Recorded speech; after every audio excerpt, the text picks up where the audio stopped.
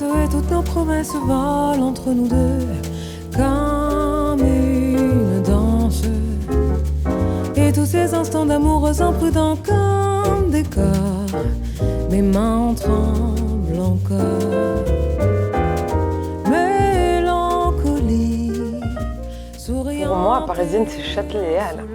Voilà, parce que moi je suis de Châtelet-Les-Halles. C'est vrai, Et oui. C'est un petit village dans Paris, Un charmant. petit village, voilà, proche de Saint-Eustache. Par exemple, oui. Voilà. Et donc c'est vrai que mon père est né à Châtelet, ma grand-mère aussi. Enfin voilà, il y a quelque chose. Pas marchande de primeur au Halles quand même. Et non. Mais mon père, en allant à l'école le matin, il passait devant vraiment l'ancien, les anciennes halles. Et donc voilà, il y a plein de souvenirs sur ça. Voilà. Et puis Châtelet-Les-Halles, c'est pas très loin de la rue des Lombards, qui est un peu la Mais oui. Jazz Street de Paris. C'est ça, moi quand j'ai grandi, mes parents habitaient Place Sainte-Opportune. Donc vraiment au cœur du sujet. Et donc quand j'étais ado, je passais en cachette comme ça et j'allais dans les clubs. Et j'adorais aller en jam, c'est vrai, pour me challenger. Bien sûr. Et donc le Duc des Lombards, le Sunside, le Baiser Salé, j'ai tout écumé. Bien sûr. Alors, cet album, je sais plus le quantième c'est, mais c'est pas très important, on s'en fiche. Le 5e. Le 5e, et il y a une continuité, il y a que, comment on pourrait dire Je pense que... Tu écris une histoire d'album en album, en dehors du fait qu'on y parle beaucoup d'amour. Bien sûr, je pense qu'un album c'est comme une photo. Et si on compare en tout cas les photos des albums, je suis partie de très flou à quelque chose de plus net en tout cas. Et voilà, et je pense que c'est un moment donné, l'enregistrement c'est aussi comme une photo, quelque chose qu'on fixe à un moment précis. Et dans une semaine après, je serai quelqu'un d'autre. Et une semaine avant, j'étais déjà quelqu'un d'autre. Et voilà, et ça, pour moi en tout cas, c'est une photo nette. J'ai voulu d'ailleurs la pochette de mon album, précisément pour la première fois, je voulais oser regarder l'objectif. L'album d'avant, je baissais les yeux, j'étais déjà plus éloignée. Là, c'était une envie aussi d'être plus en train d'assumer. C'est-à-dire, voilà, j'ai passé le cap des 30 ans et pour moi, c'est vraiment c'est un moment de ma vie où je pense que j'ai attendu 30 ans pour vraiment m'assumer, m'accepter et oser plein de choses. Et cet album, c'est ça en fait. C'est voilà, c'est oser écrire en français, oser tout écrire aussi. Il y a 2 reprises, voilà. Mais sinon, voilà, je voulais vraiment écrire la musique et les paroles et essayer d'aller jusqu'au bout. Alors, en effet, c'est sûr, écrire beaucoup, alors écrire sur l'amour, comme on vient de le dire, et dans une tradition, je dirais, très de chansons de jazz à la française. Ouais. Donc, évidemment, les mots sont importants, ça, mais bon, on pourrait le dire aussi, évidemment, des chansons en anglais, mais puisque nous sommes français, il y a ce jeu des mots et de la musique qui font vraiment comme un couple, hein, on a l'impression que ça danse bien ensemble, et je pense que c'est important pour toi, ça, Ouais, moi j'aime beaucoup. Alors, cet accord. Ce qui est dingue, c'est que la musique sort beaucoup plus facilement que les paroles. Et c'est la musique. Tu penses à la musique, tu as voilà, la phrase musicale, la musique. J'écris d'abord la musique et les paroles viennent après. Sauf sur un titre qui a été Ton silence, où j'ai écrit le texte avant la musique. D'accord. Mais sinon, sur toutes les autres chansons, c'est vraiment la musique qui commence. Et en fait, la musique me parle. Au bout d'un moment, je saurais si c'est en français ou en anglais. Ah voilà, parce que c'est très bizarre. Là-dessus, parce qu'il y a une alternance, enfin bon, après, je sais pas si c'est 50-50, ça c'est très important, non, mais il y a des textes en français et des textes en anglais. C'est ça. Et il y en a une où, en fait, je l'entendais dans les 2 langues, c'est très rare que ça m'arrive, et c'est pour ça que j'ai choisi de garder la même musique, mais d'écrire 2 textes différents. D'accord. C'était pour toi et I Love You More Than I Can Sing. Okay. Ça, c'est un titre aussi assez fort, I Love You More Than I Can Sing, parce que... Donc là, il y a un moment où il y en a un qui prend le pas sur l'autre, quoi. C'est-à-dire chanter, bien sûr, mais aimer. Oui, complètement. Mais je pense que souvent, on m'a même reproché d'écrire trop sur l'amour, de chanter trop l'amour, mais je pense que, franchement, dans l'époque dans laquelle on est, je trouve que continuer à chanter l'amour, je parle pas de quelque chose de niais, mais je parle vraiment de l'amour sous toutes ses formes. Ça serait niais, non. Voilà. Il y a des chansons d'amour niaises. C'est ça. Mais c'est pas le cas. En fait, ce que je pense que c'est même une forme de révolte et de résistance plutôt, de chanter l'amour, ouais. Une forme de résistance contre, contre plein de choses qui sont en train de partir, enfin de se recentrer sur des choses qui sont peut-être essentielles en tout cas. Voilà. Bien sûr, c'est quelque chose d'essentiel, c'est bien ça. Oui. Et donc, pour revenir à l'inspiration, il y a en effet deux grands noms de la chanson française qui figurent dans ton album, avec ces 2 reprises là, qu'on a rapidement évoquées, qui sont d'une part Aznavour, Oui. avec ce mood un peu Java et l'accordéon bien sûr. Complètement. Ça c'est difficile de ne pas mais c'est pas du tout cliché. C'est ce que je voulais. Voilà. C'est pour moi en fait. Je ne sais pas comment l'expliquer. J'ai des racines un peu de partout par mes parents, mais parisienne pour moi. Quand j'entendais l'accordéon, voilà, il y a quelque chose qui est très nostalgique, qui me touche vraiment. Et qui fait partie aussi de mon identité. Et je voulais qu'il y ait Marc Berthoumieux, qui est quand même un des plus grands accordéonistes, je trouve. Et voilà, je voulais qu'il y ait des petites touches d'accordéon, sans que voilà, ça tombe dans le cliché, mais que ça soit un petit rappel comme un... Alors le titre d'Aznavour en question, c'est Parce que. Ouais. Voilà, alors une chanson d'amour un peu, voilà. Quand même, on peut dire, oui, pas qu'un peu.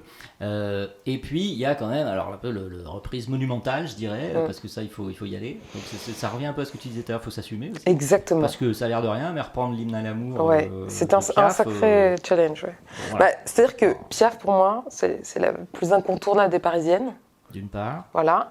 Et en fait, cette chanson a été écrite par 2 femmes, Edith Piaf et Marguerite Ponot. Et je trouve que ce texte, alors déjà qu'elle dit « Je me ferai teindre en blonde », si tu me le demandais, c'est quand même, je veux pas dire, mais... ça c'est le must du must de la preuve d'amour. Voilà. Changer la couleur des cheveux. Il faut quand même, quand on est brune comme moi, pour passer jusqu'au blond, c'est quand même qu'il faut le vouloir, c'est juste pour le dire.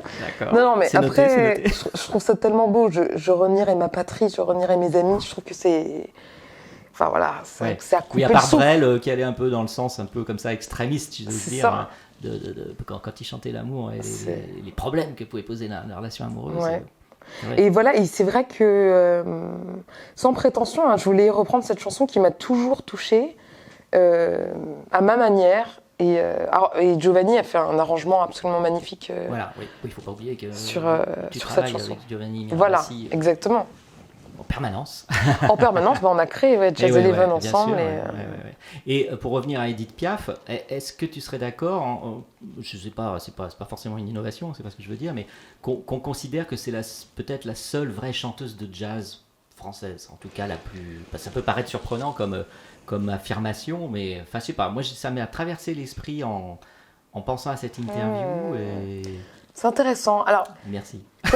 Comment dire, je sais pas si je sais pas si j'arriverai à mettre une étiquette sur Piaf. La Billie Holiday, quoi, avec des voilà, avec des parcours de vie aussi quand même particulièrement voilà, je pense mouvementés. Je pense qu'elle est tellement grande en fait, Edith Piaf, qu'elle rentre même pas dans une catégorie. Enfin, pour moi, elle a sa propre. Il y a une phrase qui dit si tu ne te compares pas aux autres, tu ne seras incomparable.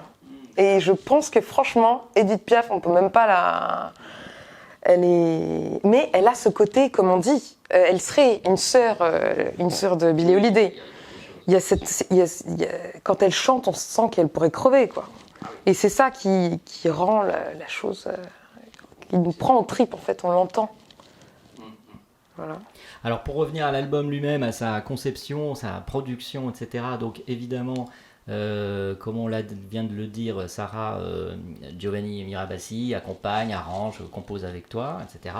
Et oui, mais pour cette fois, il n'était pas là. Il n'était pas là. Enfin, il était là, il était au piano. Bien sûr, bien sûr. Il a fait cet arrangement, mais j'ai voulu vraiment pour cet album écrire, arranger et composer tout l'album. Ah oui, d'accord, bien sûr, bien entendu. Oui. C'est ça. Pour moi, qui a été la chose qui diffère. Ouais. Et donc, il y a un titre qui s'appelle Tokyo. C'est comment exactement Tokyo. C'est Tokyo Song. Exact. Ouais. Et donc, on a rencontré pour Art District Toku il y a peu de temps. Et tu travailles souvent, régulièrement avec lui. Puis chacun commence à collaborer à l'album de l'autre. Complètement. Oui, c'était un honneur pour moi de pouvoir écrire pour lui. C'est grâce à Giovanni qui m'a mis en lien et qui m'a fait découvrir Toku. Pour le premier album à Contretemps que j'avais fait, j'avais écrit un duo déjà où je voulais qu'il y ait une voix masculine. Et heureusement, il m'a fait découvrir la voix de Tuku et c'était parfait pour cet album. Et depuis, ça a été une rencontre musicale extraordinaire. Et quand son album a été produit en France, j'ai eu la chance qu'on me propose, en tout cas, de lui proposer des chansons. Et voilà. Et donc, du coup, c'est vrai que j'adore ces alliances, quoi. Et le duo, c'est un peu le duo vocal, c'est le sommet, un peu homme-femme, c'est un peu le sommet. Enfin, en tout cas, c'est hyper agréable. Horizon, Oui, chanter en duo, c'est toujours un moment magique. Hein, voilà. Surtout quand on se connaît bien. Alors, ce qui est drôle, c'est que quand on a enregistré avec Tuku sur la chanson des Parapluies de Cherbourg, I Will Wait for You, ce qui est drôle, c'est qu'on n'était pas dans la même pièce quand on a enregistré. On était au studio de Meudon. Et donc, il y a une pièce, entre guillemets, la cuisine. Donc, moi, j'étais dans la cuisine. Et lui, il était au-dessus, dans l'espèce de pièce plus lumineuse. Et donc, on chantait en duo, mais on ne se voyait pas. On nous a mis un miroir, mais en fait, je savais que j'allais pas regarder. En fait, je n'ai pas besoin de le voir. En fait, j'ai besoin de l'entendre. Et donc, c'était drôle parce que je lui ai dit... Je vais, I will follow your breath. Enfin, je vais entendre quand tu vas respirer. Voilà. Et du coup, il m'a dit, ah, mais c'est dingue, on m'a jamais dit ça. Et je trouvais ça super parce que, en fait, quand on se connecte à l'autre, eh ben, on n'a plus besoin de s'entendre, on n'a plus besoin. Enfin, on a besoin de s'entendre, mais on n'a plus besoin de se voir. Il se passe quelque chose de magique où on respire ensemble. Et c'est là où c'est vraiment pour moi un duo, un véritable duo, quoi. On ne forme qu'un son, en fait. Oui, c'est comme dans certains cas, surtout quand il y a eu une absence ou du temps passé, c'est comme avoir un moment au téléphone avec la personne qu'on aime, quoi. Oui, ça, et c'est comme un ami que vous n'avez pas vu depuis des fois, il y a des amis que vous n'avez pas vus pendant des années ou des mois, vous le revoyez, c'est comme si vous étiez vus la veille. Et je pense que c'est ça qui est magique dans ces rencontres musicales, c'est que voilà, on se connecte à quelque chose qui nous dépasse, et puis pour faire de la musique ensemble, et voilà. Surtout, maintenant, technologiquement, c'est aussi possible, on peut très bien être à l'autre bout du monde et enregistrer ensemble. C'est vrai. Un duo, par exemple, vocal, comme ça, c'est magique, oui, en effet. Oui. Bien, Sarah, alors parisienne, de plus en plus. Depuis toujours. Hein. Depuis toujours. Mais même parisienne à l'autre bout du monde. Hein, bien sûr. Voilà. Et au Japon, on aime beaucoup la France, et on aime beaucoup Paris, on aime beaucoup les Parisiennes. Complètement. Donc voilà, bientôt peut-être japonaise aussi un peu. Donc. Peut-être. Hein. À chaque fois que je voyage, à chaque fois que je voyage dans un pays, on ne sait pas d'où je viens. Je vais en Turquie, tout le monde me parle turc. Oui. Je vais en Grèce. En même temps, Sarah, c'est normal parce que c'est la langue du pays. On te parle turc. Oui, mais on croit que je suis turque. Non, voilà, c'est ça le truc. En Roumanie, on croit que je suis roumaine. Ouais. Voilà. Alors, bon, même en Italie, on a cru que j'étais italienne. L'Islande, tu as essayé J'ai pas tenté encore, mais il faut savoir qu'il paraît qu'il y a plein de bruns. Ah, mais bien sûr, on croit toujours qu'au nord, c'est des blonds. Mais en fait, pas du tout. Voilà. Une falaise. En tout cas, j'ai pas trouvé encore le pays où je n'étais pas un caméléon. Je sais pas. Ça, c'est bien. On verra. Bien. Puis c'est ça aussi une des vertus de la musique et et de la chanson, c'est de pouvoir s'immiscer un peu partout comme un filet d'eau. C'est ça, nous sommes tous connectés. Hein. Bien sûr. Bon, ben voilà, Parisienne, l'album, Jazz Eleven, le label, et Sarah Lankman, Sarah, la chanteuse, compositrice, autrice, enfin, comme on veut le dire, principale, c'est Sarah Lankman, et qu'on peut l'écouter, puis en concert, bien sûr, à suivre l'actualité sur le site, et puis voilà. Et à se procurer, dès que possible, bien sûr, l'album. C'est une bonne question. Ah oui, non, mais ça, c'est pas grave. Au mois de mars. On va le trouver au mois de mars, oui. Voilà. Le 6 mars, normalement. Mais sinon, prochainement, quoi qu'il arrive. Voilà. Magnifique. Très bien. Merci, Sarah, parisienne, Merci d'avoir été avec nous ici sur Art District Radio et Télé dans cette nouvelle Jazz Interview. Et à bientôt. À bientôt, Serge.